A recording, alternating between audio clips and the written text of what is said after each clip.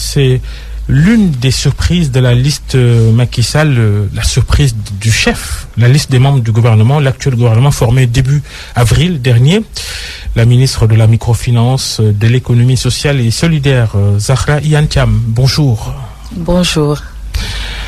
L'économie sociale et solidaire, c'est l'ensemble des acteurs économiques, c'est-à-dire les coopératives, associations, sociétés commerciales, etc., qui poursuivent un objectif de progrès social et donc pas forcément un objectif lucratif. Oui. Mais je voudrais auparavant vous remercier pour cette invitation, dire bonjour aux auditrices et aux auditeurs, remercier également l'ensemble du groupe Futur Média et vous présenter mes vœux en ce mois béni de Ramadan, période de dévotion et de solidarité. Merci. Je voudrais également, puisque vous l'avez indiqué, vous avez parlé de surprise du chef, remercier à travers vos ondes Monsieur le Président de la République pour la confiance qu'il nous a vouée en nous nommant comme membre de son gouvernement et en nous confiant le secteur de la microfinance et de l'économie sociale et solidaire. L'économie sociale et solidaire qui englobe d'ailleurs la microfinance, puisque c'est une vision qui est très large. Comme vous l'avez dit, il y a plusieurs acteurs qui interviennent au niveau de l'économie sociale solidaire. Vous avez parlé des coopératives, des mutuelles. Nous pouvons également parler des exploitants familiaux. Nous pouvons parler des travailleurs sociaux, des associations. Donc, c'est dire que c'est toute une panoplie d'acteurs qui sont concernés par l'économie sociale solidaire d'une part, mais également c'est un secteur qui est transversal, puisque vous pouvez retrouver ces acteurs-là au niveau de la pêche, de l'artisanat, du tourisme. Quel est le but de l'économie sociale et solidaire? Comme vous l'avez indiqué, c'est un ensemble de personnes qui se retrouvent autour d'activités économiques, mais avec une finalité sociétale. Pour aller dans un exemple plus détaillé, vous pouvez avoir un regroupement de personnes évoluant à Mekhe, à Ngaye Mekhe. Ils sont tous originaires de Ngaye Mekhe. Ils ont décidé de se retrouver pour avoir des activités génératrices de revenus, ou en tout cas avoir des activités à finalité économique. Ce même groupement-là ne peut être considéré comme acteur de l'économie sociale et solidaire si d'abord eux tous sont de Ngaye Mekhe. Vous ne pouvez pas avoir un membre du groupement de Diourbel, l'autre de Saint-Louis, l'autre de Thiès.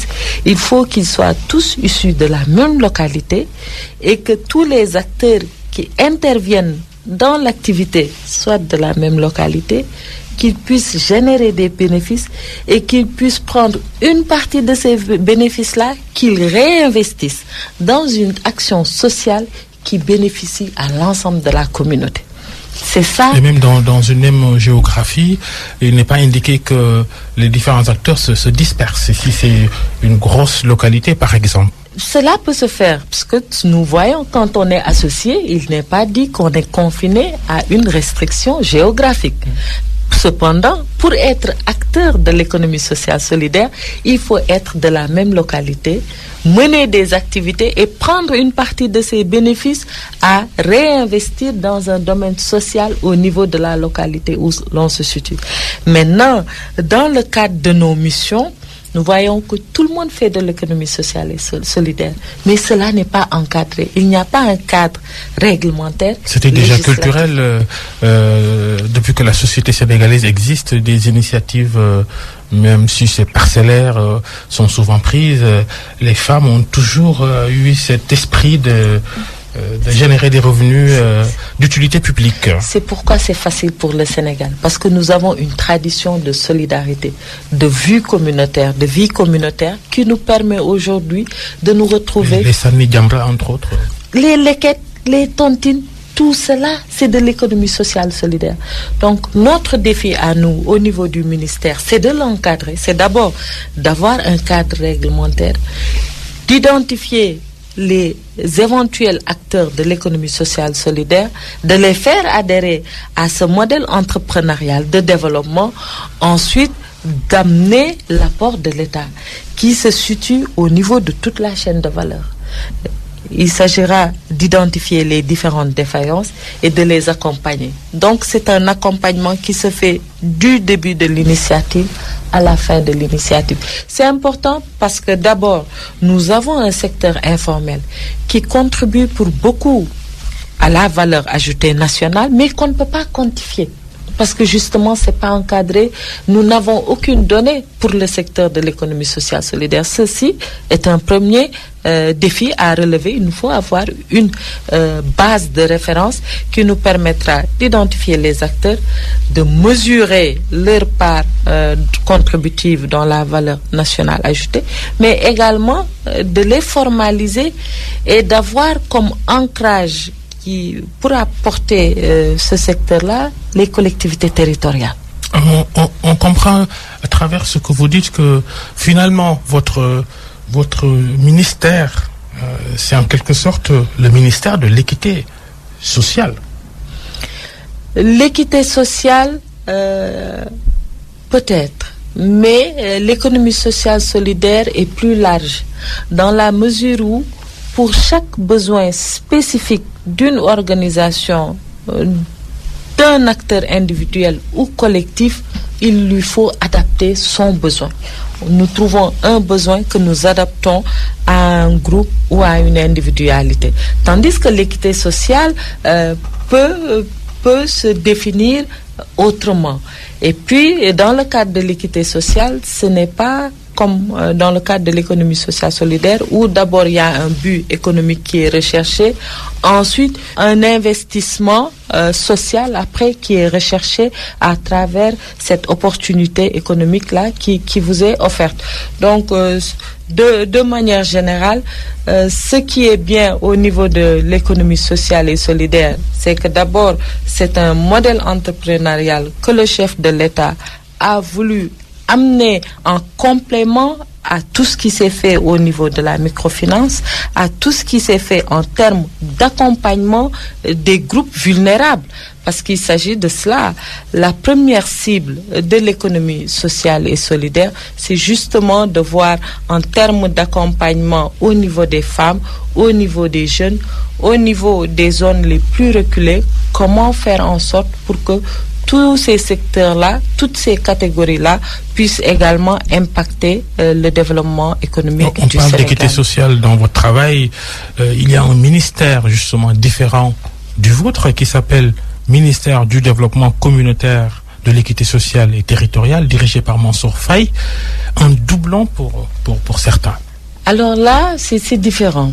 Parce que dans le cadre de l'équité sociale, vous savez, le Sénégal a toujours été confronté à un manque d'investissement en matière d'infrastructure, surtout au niveau de certaines zones. Si vous prenez par exemple le cas du programme Puma, où même les investissements de base, que ce soit les écoles, que ce soit l'accès même à la téléphonie, ou à l'électricité faisait défaut, là, vous avez un programme dédié à cela. Vous prenez le cas du PUDC, dans le cadre également de l'équité territoriale et sociale, où il s'est agi d'amener que ce soit les forages, que ce soit les pistes rurales, que ce soit l'accès également à l'électrification rurale. Ça, c'est le projet du PUDC. Et vous avez d'autres programmes comme le Promoville, etc. Donc, dans le cadre de ce ministère-là, il s'agit de rattraper d'abord les retards d'investissement que les différentes localités ont eu, et puis il s'agit également d'amener les infrastructures de base adéquates au développement, parce qu'il ne faut pas oublier que l'axe 2 du PSE, c'est le développement, c'est le capital humain. Donc ça, c'est un axe du plan Sénégal émergent qui mérite toute la considération qu'il faut. Maintenant, cela est différent de l'économie sociale solidaire où il nous faut booster l'entrepreneuriat, également réussir le défi de l'inclusion financière et sociale. Donc cela me paraît être quand même deux axes différents, mais deux axes majeurs qui sous-tendent justement l'émergence d'un pays. La tâche est énorme pour vous, gouvernement, pour votre ministère et les autres ministères qui doivent lutter ou faire reculer la pauvreté au Sénégal, parce que les chiffres, les derniers, ne sont pas très rassurants. La pauvreté au Sénégal qui atteint donc un niveau élevé, et cela depuis plusieurs années. 47% des Sénégalais sont pauvres. Oui, je suppose que les chiffres que vous annoncez, vous les basez sur un peu les chiffres d'organismes tels que le PNUD, le FUNEAP, etc. La Banque mondiale. Banque mondiale, etc.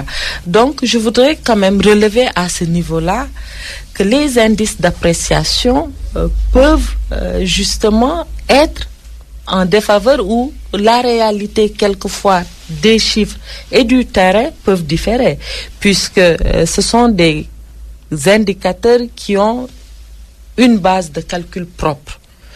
Donc nous pouvons effectivement sur la base des chiffres dire que le taux de la pauvreté demeure élevé au Sénégal, mais si nous allons dans la réalité de ce que nous vivons, et sur la base des différents investissements qui ont été consentis par l'État du Sénégal, et je reviendrai là-dessus, mais sur la base également de tous les efforts et de toutes les réformes qui ont été initiées, nous pouvons quand même dire aujourd'hui qu'il y a eu de grandes avancées. Je vous ai parlé tantôt du retard d'investissement que nous avions eu, que ce soit au niveau de l'électrification rurale, que ce soit au niveau des pistes de production qui impactent la croissance, que ce soit même au niveau de l'agriculture, où il a fallu aller dans le sens de l'équipement, de la modernisation de l'agriculture, de l'accès à l'eau, de l'aménagement des terres, de la mise à disposition des semences, d'engrais,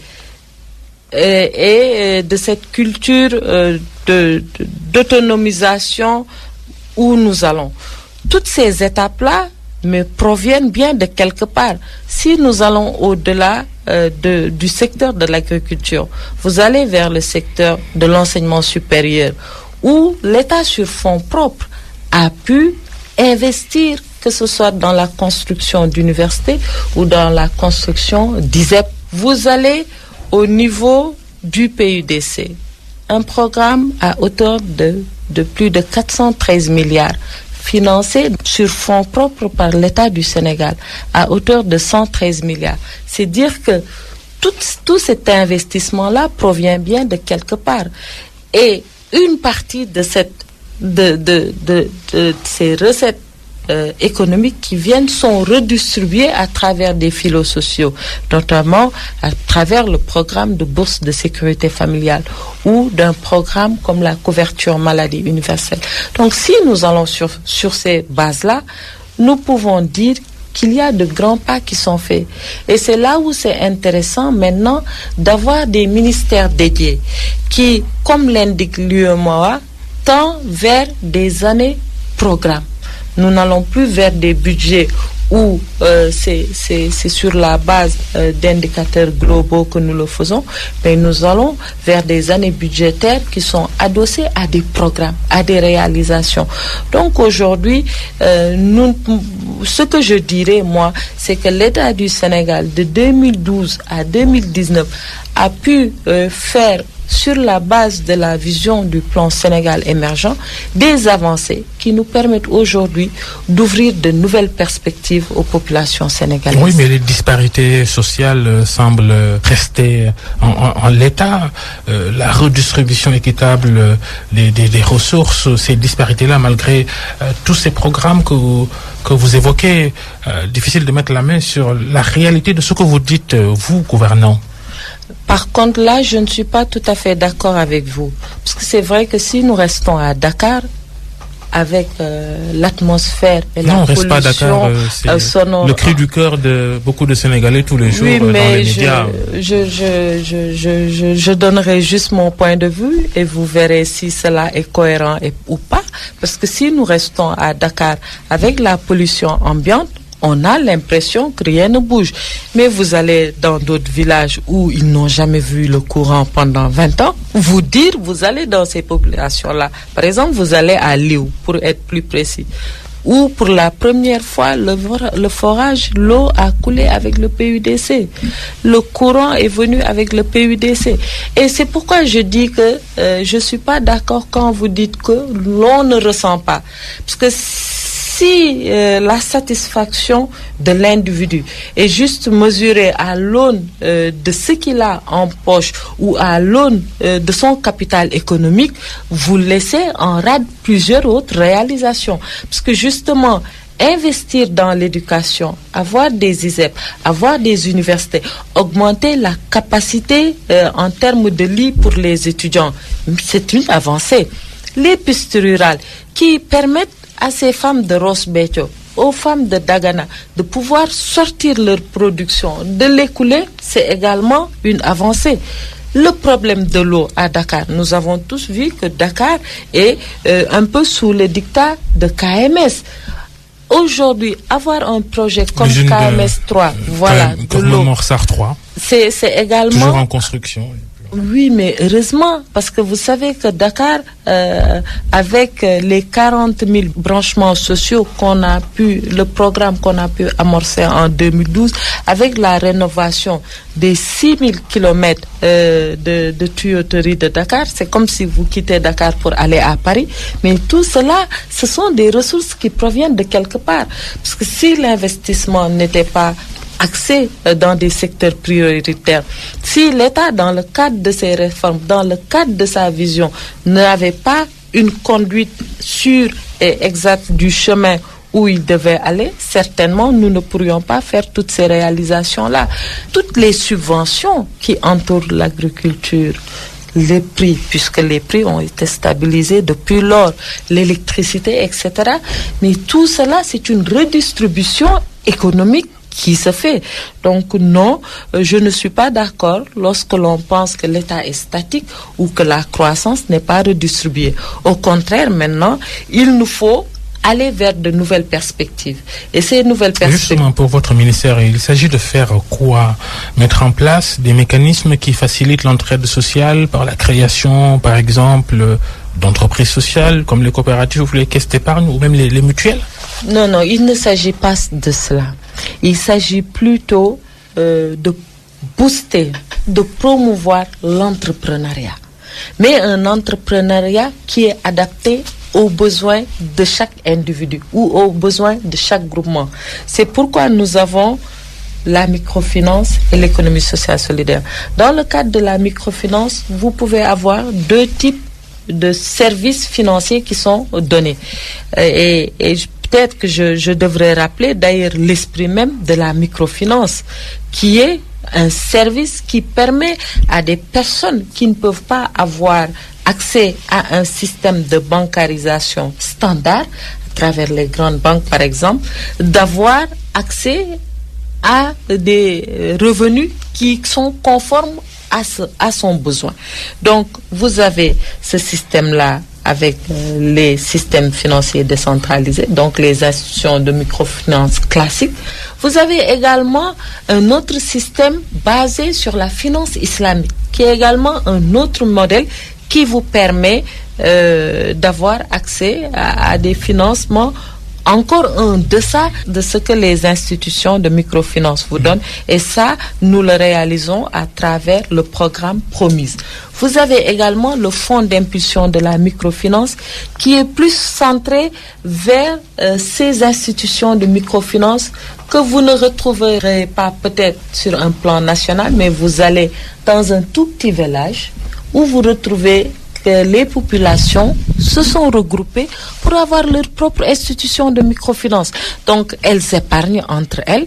Peut-être que le capital n'est pas important. Là également, le fonds d'impulsion de la microfinance permet d'atteindre ces cibles-là localisées dans des endroits uniques. Donc, voilà, une MEC locale. Et donc, vous avez trois outils. Vous avez le système financier décentralisé, vous avez le système islamique, vous avez également les institutions de microfinance qui sont localisées de manière disparate dans des régions, dans des départements, dans des communes, quelquefois même dans des villages. La microfinance, oui, on connaît depuis de nombreuses années, 3 millions de membres, d'adhérents.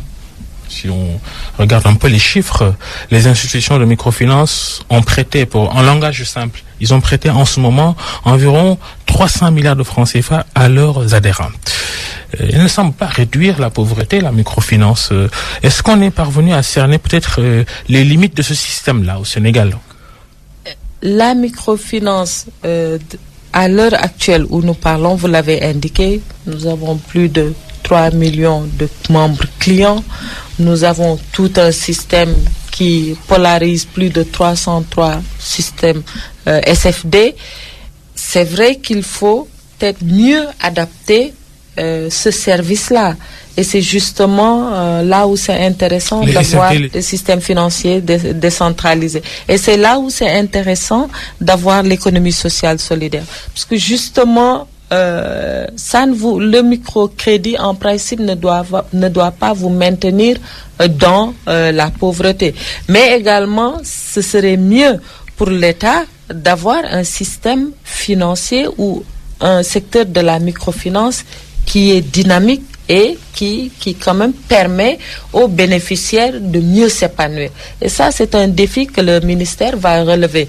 Maintenant, nous estimons qu'une fois que le cadre législatif et réglementaire de l'économie sociale solidaire est indiqué, que nous ayons des acteurs qui s'identifient à ce modèle entrepreneurial-là, l'accompagnement sera complet. Parce que là, à un moment ou à un autre, il y a une défaillance au niveau de la chaîne de valeur. Parce que si vous donnez à un groupement un financement et qu'en amont, ils n'ont pas toutes les capacités managériales pour pouvoir justement fructifier ou multiplier le capital, il y a un problème. Peut-être que vous n'avez pas... c'est justement quels sont aujourd'hui les secteurs porteurs, les secteurs pour des investissements qui peuvent générer des revenus. Oui, maintenant c'est l'entrepreneuriat. Vous avez tous les secteurs peuvent générer des revenus. L'essentiel, c'est d'aller d'abord dans l'innovation de l'action. Si vous allez dans un quartier où toutes les femmes vendent des légumes, forcément, il y a un problème. Et donc, tout cela, c'est ce qu'on appelle les défaillances des chaînes de valeur. Il s'agira, dans le cadre de l'économie sociale solidaire, d'abord de faire l'étude du milieu, savoir justement à quel niveau se situent les secteurs porteurs, savoir comment regrouper les gens dans différentes activités, aller dans le renforcement de capacités, les accompagner dans leur équipement par rapport à l'activité dans laquelle ce groupement-là évolue, et ensuite amener le fonds de roulement et faire le suivi, évaluation. Il y a un autre aspect que j'ai occulté dans le cadre de l'inclusion financière, c'est que justement l'accompagnement ne se situe pas uniquement par rapport au bénéficiaire final. Vous accompagnez le bénéficiaire final, donc c'est celui qui vient pour chercher un prêt, mais vous accompagnez également l'instrument qui est chargé de donner le prêt, à savoir le SFD. Aujourd'hui, si vous prenez le programme Promise, ils ont tout un programme d'accompagnement en termes de renforcement de capacité des institutions de microfinance, en termes d'équipement matériel, puisqu'il leur faut un système de gestion, parce qu'il ne sert à rien d'avoir tout un système concentré sur Dakar quand, lorsque vous allez à Kédougou ou à Tamba, vous n'avez pas ce même système-là. Donc, il s'agira également de les accompagner à avoir une meilleure qualité d'offre de service. Maintenant, c'est seulement après cela que vous avez le package final. Et c'est là où c'est intéressant, parce que c'était un frein, ou en tout cas une limite de la microfinance. C'est ce qui différencie un peu la microfinance de l'inclusion financière. C'est pour ça que quand on jette un coup d'œil sur le bilan qu'on pourrait faire des impacts de la microfinance sur les ménages, on se dit oui, mais vraiment beaucoup de limites. Oui, mais c'est normal, hein, parce que ici vous allez à l'origine de la microfinance démarrer vers les années peut-être 2002-2003 où ça a commencé à prendre tout son sens au niveau du Sénégal. C'était pour répondre à un besoin spécifique. Et donc, maintenant que les besoins évoluent, parce que les besoins sont dynamiques, c'est comme la vie, cela évolue. Il faut les adapter. Durant cette période-là, la microfinance a effectivement contribué pour beaucoup au relèvement quand même de la participation de la plus grande majorité des populations qui s'activaient dans le milieu informel à quand même pouvoir de manière active participer au dynamisme de l'économie. Je donnais le chiffre de 300 milliards. C'est l'encours des SFD. Oui. C'est l'encours des SFD. 300 milliards pour 15 millions d'habitants, dont 47% de pauvres. Il faut vraiment être modeste dans l'évaluation. Par contre, non, parce que vous savez, le Sénégal est le premier en termes de microfinance dans la zone UEMOA. Au contraire, c'est un système, la microfinance au Sénégal est dynamique, puisque l'État a toujours accompagné le système financier décentralisé, je vous l'ai dit tantôt. Et puis, nous avons, il faut pas l'oublier, une direction chargée de réglementer, de contrôler, etc. Donc, ils ne sont pas laissés à... L'orientation aussi, non? Ils font de l'orientation, puisque c'est ça, quand on joue un rôle avec la DRS, quand on joue un rôle de contrôle, de régulation, forcément, il y a des recommandations.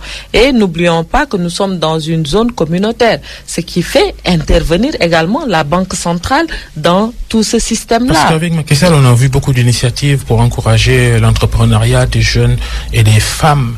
Le Sénégal a vécu de mauvaises expériences en la matière. C'est pour ça que toutes ces interrogations sont aujourd'hui mises sur la table. Oui, mais c'est normal, parce que c'est dans la contradiction que les choses peuvent avancer. Moi, je pense que c'est bien d'évaluer ce qui a été fait et de tirer les recommandations pour de nouvelles perspectives. Et c'est pourquoi je disais tantôt que l'économie sociale solidaire vient relever ou lever une des limites de la microfinance, qui ne se concentrait plus que peut-être sur le bénéficiaire final. Tandis qu'avec les autres programmes que nous avons en ligne de mire, nous pouvons avoir et les bénéficiaires finaux et les autres acteurs, que ce soit les institutions de microfinance ou l'accompagnement en termes de renforcement de capacité, etc. La microfinance, on en parle toujours, ces petites banques de quartier, comme on les appelle souvent, posent aussi des conditions qui sont très dures pour leurs adhérents, leurs membres. Prêter de l'argent à quelqu'un à des taux jugés exagérés, comparés même aux banques classiques. Oui, maintenant, la vocation de la microfinance, c'est d'alléger un peu les choses pour... Oui, la vocation de la microfinance, c'est d'abord d'offrir un service adapté à des personnes à faible revenu, mais là où également il faut s'entourer de garanties, parce que vous-même, vous l'avez indiqué, vous m'avez dit toute cette manne qui est là, mais nous avons toujours des limites. Une des premières limites également, c'est qu'il y a un risque. Il y a un risque dans le fait de fournir ce service financier-là. Le premier risque, c'est justement de ne pas être remboursé, parce que les fonds, c'est ce qu'on appelle le revolving, les fonds qui sont prêtés à des tiers, une fois que c'est remboursé avec les taux d'intérêt, ça permet, si la première année, vous avez pu avoir 10 personnes, la deuxième année, d'avoir 20 personnes, parce que c'est sur cette base-là qu'on élargit le champ d'attribution des financements. Et donc, le risque-là, il faut bien le supporter. Si vous offrez un service financier à une personne à faible revenu, sans toutes les garanties que l'on sait, forcément, il vous faut peut-être prendre un peu plus de précautions. Mais justement, je suis d'accord avec vous qu'on peut revoir la qualité du service, qu'on doit même revoir la qualité du service qui est offert, puisque souvent les femmes se plaignent. Je suis dans des organisations, je discute beaucoup avec les bénéficiaires et le principal problème qui est souvent soulevé, c'est justement le taux relativement élevé le pourcentage, la commission qui est dessus. C'est également la part de responsabilité aussi des adhérents. On va dans une institution de microfinance souvent pour acheter une télé, acheter un salon, au lieu d'investir dans des secteurs qui peuvent... mais même là également c'est encadré. Même là, si vous voulez par exemple juste disposer d'un prêt pour vous équiper, ou cela suppose qu'en amont vous devez avoir un revenu mensuel, ou en tout cas vous devez avoir des revenus extérieurs que vous avez en amont pour vous permettre à échéance due de pouvoir rembourser. Mais si tel n'est pas le cas, là également il y a des encadrements qui sont clairs, en tout cas pour sécuriser cela. Mais toujours est-il que pour ce qui concerne la microfinance en particulier, c'est de permettre d'avoir une activité économique qui peut vous procurer de meilleures conditions de vie. Et dans ce cas-là, effectivement, emprunter pour vous équiper peut être un frein, en tout cas, ou une difficulté à gérer. Quels sont aujourd'hui les autres leviers sur lesquels on peut s'appuyer, sur lesquels le gouvernement peut s'appuyer pour accroître le développement humain des Sénégalais?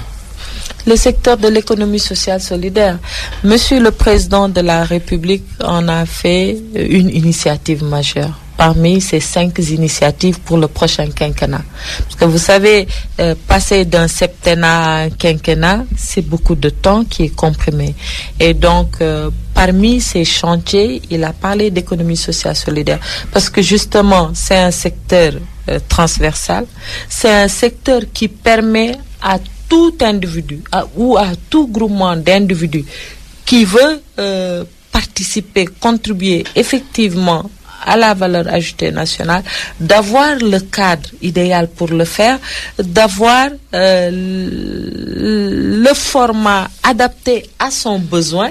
Et je pense que c'est une excellente chose. Maintenant, à charge pour nous de créer l'environnement, d'avoir les ressources nécessaires pour le faire également, parce que ça demandera des ressources.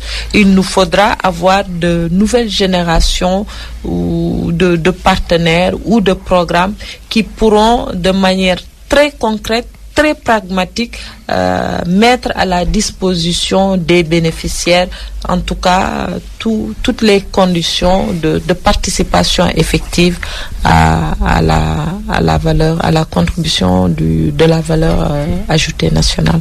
Zahra Iyane Thiam, la ministre de la microfinance, de l'économie sociale et solidaire, est l'invitée du grand jury d'RFM. Vous êtes aussi membre de la direction de l'APR, le parti présidentiel, et de la direction de Benno Bokk Yakaar, la coalition de la majorité. En début d'émission, j'évoquais votre nomination comme membre du gouvernement, nomination pour votre légitimité politique sur le terrain, ou bien parce que ça répond à une logique extra-politique? Bon, peut-être la question serait plus... Il faut peut-être la poser à Monsieur le Président de la République, puisque c'est lui qui a le pouvoir de nomination.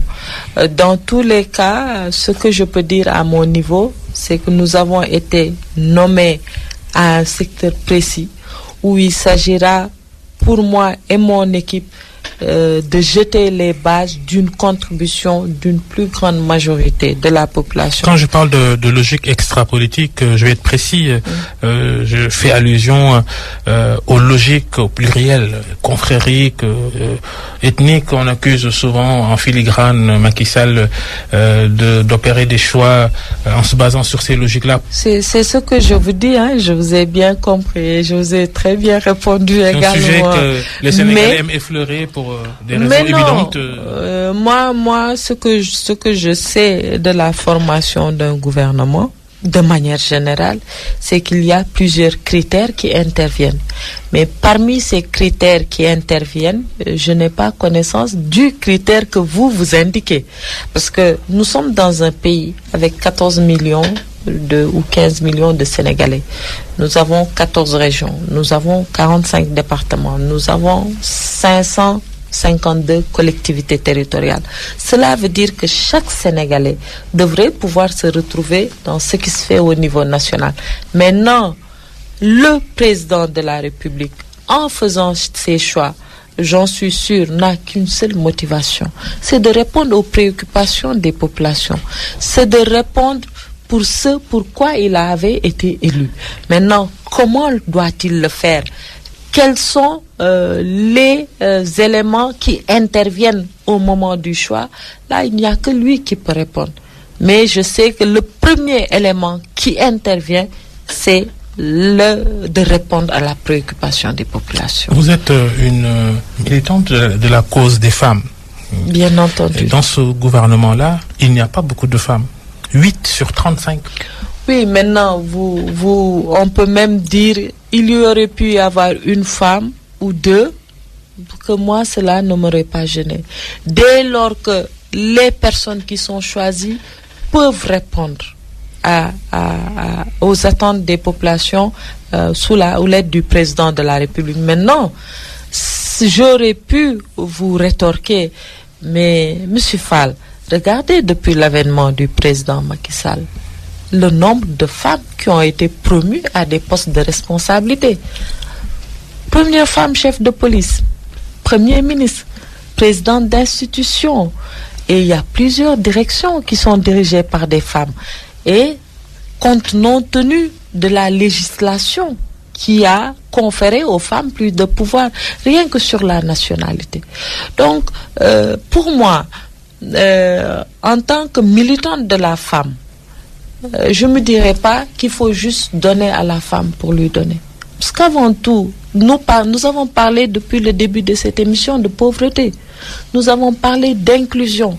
Comment faire en sorte pour que les populations se retrouvent dans ce que l'on fait. Mais pour ça, il faut, je pense, que tout le monde s'y mette, d'autant plus que nous sommes un pays avec une majorité de femmes, de jeunes.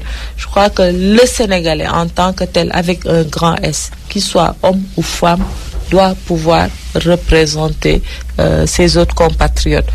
Vous parlez de 8 femmes, mais en termes de valeur, nous avons 25%. Je trouve que c'est une bonne chose. Maintenant, ça ne nous empêche pas de grignoter. Vous m'aurez dit que vous n'avez que 13 femmes mères. Là, j'aurais dit oui, parce que c'est au niveau des localités. Ça provient même, c'est direct. C'est entre les populations et le pouvoir exécutif. Là, c'est là où il y a des choses à faire. Il nous faut avoir plus de femmes. Vous êtes donc membre du gouvernement. Il n'y a plus de Premier ministre. Le président de la République est le chef du gouvernement depuis la suppression du poste de chef du gouvernement. D'ailleurs, lui-même Macky Sall, il a promulgué cette réforme constitutionnelle cette semaine. Il disait à l'époque que c'est pour aller plus vite, son fameux slogan Fast Track. Aujourd'hui, est-ce que dans les activités du gouvernement, le Fast Track est une réalité? Est-ce qu'on, en tant que membre du gouvernement, vous commencez à ressentir la réalité? Mais déjà, moi, je peux vous dire que le fast track est plus qu'une réalité. Vous l'avez dit, je viens d'être élu au gouvernement. Mais on n'a pas eu le temps de s'asseoir. On n'a pas eu le temps de notre aise pour comprendre les dossiers. Il a fallu donner le cap tout de suite. Et donc ça, c'est une réalité qui est là.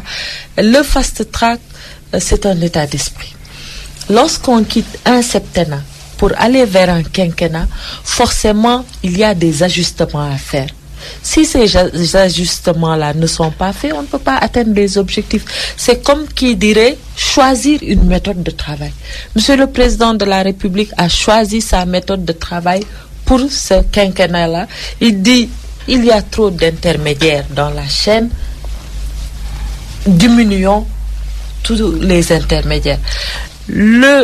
L'intermédiaire, le maillon intermédiaire entre l'exécutif et le gouvernement, c'est le Premier ministre qu'il appelle à ses côtés au niveau de la présidence de la République, poste central et stratégique dans la gestion de l'exécutif, et qui puisse de manière directe traiter des questions justement. Il a commencé déjà, il vous appelle au téléphone, vous les ministres, pour le traitement de dossier déjà. Bon, le traitement de dossier, en tout cas, moi j'aurais souhaité que le président ne m'appelle pas. Parce que lorsqu'on vous appelle, c'est parce que peut-être qu'il y a un dossier qui traîne ou il y a des directives à donner. Mais lorsque vous êtes sur votre sujet, en pleine action, vous avez la table du Conseil des ministres pour rendre compte et prendre des orientations. Cela ne se résume pas à cela. Peut-être que c'est l'image que l'on se fait. Ah oui, les gens viennent travailler directement avec le président, mais il est attendu des ministres d'être sur le terrain, d'aller à la rencontre des populations. Ce sont les directives qui nous ont été données par le président de la République. Aller au contact des populations, discuter avec les populations et régler les problèmes de manière durable. Attention, il nous faut régler les problèmes de manière durable. Ça veut dire ne pas venir faire du saupoudrage ou juste régler de manière conjoncturelle. Il nous faut aller dans la durabilité. Et pour ça, c'est une vision, c'est une stratégie et c'est des résultats qui sont poursuivis. L'actualité politique a été encore dominée cette semaine, Zakaria Anthiam, par le dialogue politique dont les contours sont apparemment en train d'être définis. Cette semaine, donc, le ministre de l'Intérieur, il a rencontré, et pour la deuxième fois d'ailleurs, les représentants des partis politiques pour parler des préalables à ce dialogue. La majorité accepte finalement cette condition de l'opposition qui exigeait la nomination d'une personnalité neutre pour conduire le dialogue. Babacar, vous dites la majorité accepte finalement. Nous sortons de concertation sur le processus électoral à l'issue des élections législatives. Nous avons procédé à une concertation pilotée par une personnalité indépendante. Donc, où se situe le finalement? Dans la personne de Seydou Nourouba. Et il n'y avait pas de consensus. Bien au contraire. Parce qu'il faut le rappeler. Ah non, sur le parrainage, par exemple, il n'y a pas eu de consensus. Oui, mais sur le parrainage, parce qu'ils ne sont pas venus, l'opposition n'est pas venue. Mais pour ceux qui discutaient, il y avait eu un processus. Pour revenir au dialogue politique, parce que c'est bon de clarifier les choses. D'abord, c'est une tradition. Quand on parle, bien entendu, de dialogue politique, après chaque élection, au niveau du Sénégal, l'ensemble des acteurs politiques se retrouvent pour faire l'évaluation de l'élection dans le cadre de la revue technique. Les acteurs politiques se retrouvent autour de l'administration des élections pour discuter, faire l'évaluation et amorcer les préparatifs de l'élection. C'est ce qu'on a toujours fait. Et lorsqu'on s'est retrouvé dans le cadre de la revue technique, parce qu'après les élections législatives, l'opposition a rué sur les brancards pour dire que l'élection était mal organisée. On nous a appelés à la table de concertation pour qu'on discute. Et lorsqu'on s'est retrouvé, toutes les thématiques qui avaient été proposées l'ont été de manière consensuelle. Nous avons adopté un code de conduite ensemble, de manière consensuelle, pour définir les thématiques qui devaient être élaborées et définir le mode de validation des conclusions pour les différentes thématiques. C'était soit des désaccords, soit des accords, ou soit un arbitrage de la plus haute autorité, à savoir le président de la République. Et également, quand il s'est agi d'avoir la Sénat qui présidait les rencontres, l'opposition l'a récusé en disant « Nous voulons une personnalité neutre. Nous, de la majorité, ce qu'on avait dit à l'époque, choisissez. » Donc, les non-alignés et l'opposition ont présenté chacun une liste. Et parmi ces listes qui avaient été présentées, le même nom a figuré sur les deux listes. C'est pourquoi le choix de l'ambassadeur Seydou Nourouba. Donc, nous n'étions pas contre. Nous avons validé ce choix-là. Aujourd'hui, qu'on nous propose d'autres personnalités de la société civile, mais partie prenante, parce que dans le cadre des concertations, vous avez la majorité, vous avez l'opposition, vous avez les non-alignés, vous avez la société civile, notamment le COSC et le pacte, qui siègent en tant que partie prenante au même titre que la majorité. Ça veut dire quoi? Qu'on ne doit pas choisir une personnalité de la société civile parce que justement, elle ne sera pas neutre, cette personnalité? Non, ça veut dire que ce sont des parties prenantes. Maintenant, je vous laisse juger. Et pas neutre. Puisque l'opposition parle de personnalités indépendantes. Nous avons récusé la Sénat, qui est partie prenante aux discussions. Nous avons récusé d'autres personnalités. Là, en tout cas, les personnalités qui sont proposées pour l'heure sont également partie prenante. Qu'est-ce à dire? Ça veut dire que... Qui faut-il choisir alors? D'où doit venir cette personnalité qui doit conduire ce dialogue-là pour vous? Vous savez, la morale que j'en tire, c'est quoi? C'est que nous sommes tous des Sénégalais. Et que le premier critère qui doit prévaloir, c'est le patriotisme, être républicain. Quel que soit par ailleurs là où vous vous trouvez, il faut faire ce pourquoi vous avez été choisi et désigné. Il peut être de la majorité, de l'opposition ou des non-alignés. L'essentiel, c'est de faire le job. Et donc, il n'y a pas de neutralité. Vous semblez accuser l'opposition de faire dans la diversion un peu, non? Je n'accuse pas l'opposition parce qu'aujourd'hui,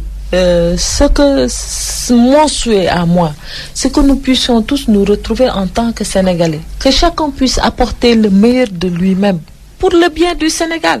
Parce que l'opposition, je suppose, n'est motivée que par cela. Aussi bien la majorité, les indépendants, nous sommes tous motivés par le fait d'apporter une contribution positive pour notre pays.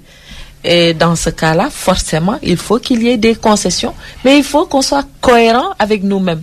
Personnalité indépendante, est-ce à dire que quand bien même cette personnalité-là est partie prenante, elle peut être indépendante. Parce que si tel est le cas, ça remet totalement en cause la position de l'opposition depuis le début de ces discussions-là. Autre condition soulevée par les partis de l'opposition, ils disent qu'ils veulent être sûrs que les conclusions de ce dialogue seront respectées par le président de la République. Peuvent-ils avoir les garanties? Oui, mais c'est ce que je dis. Le président de la République, qui peut le plus d'abord, peut le moins.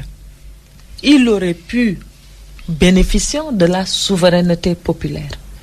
Il aurait pu dérouler sa politique pour laquelle il a été plébiscité et choisi par le peuple sénégalais à plus de 58,25%, largement au premier tour. Il aurait pu le faire, il ne l'a pas fait, parce qu'il a son style de gouvernance. C'est la même chose lorsqu'il s'est agi de discuter des ressources qui seront issues de l'exploitation du pétrole et du gaz. Il a convié l'ensemble des acteurs nationaux et le moment est tellement solennel et important. C'est après son élection, le jour de son investiture, qu'il appelle à un dialogue. Mais qui peut le plus, peut le moins, nous devons donner au président de la République, qui à chaque fois a donné les gages de sa bonne foi, de sa volonté, à œuvrer dans la concertation. Nous ne pouvons pas, je pense, lui fixer des conditions. Zahra Iyane Thiam, merci. Zahra Iyane Thiam, merci. Zahra Iyane Thiam, merci. Zahra Iyane Thiam, merci. Zahra Iyane Thiam, merci. Zahra Iyane Thiam, merci. Zahra Iyane Thiam, merci. Zahra Iyane Thiam, merci. Zahra Iyane Thiam, merci. Zahra Iyane Thiam, merci. Zahra Iyane Thiam, merci. Zahra Iyane Thiam, merci. Zahra Iyane Thiam, merci. Zahra Iyane Thiam, merci. Zahra Iyane Thiam, merci.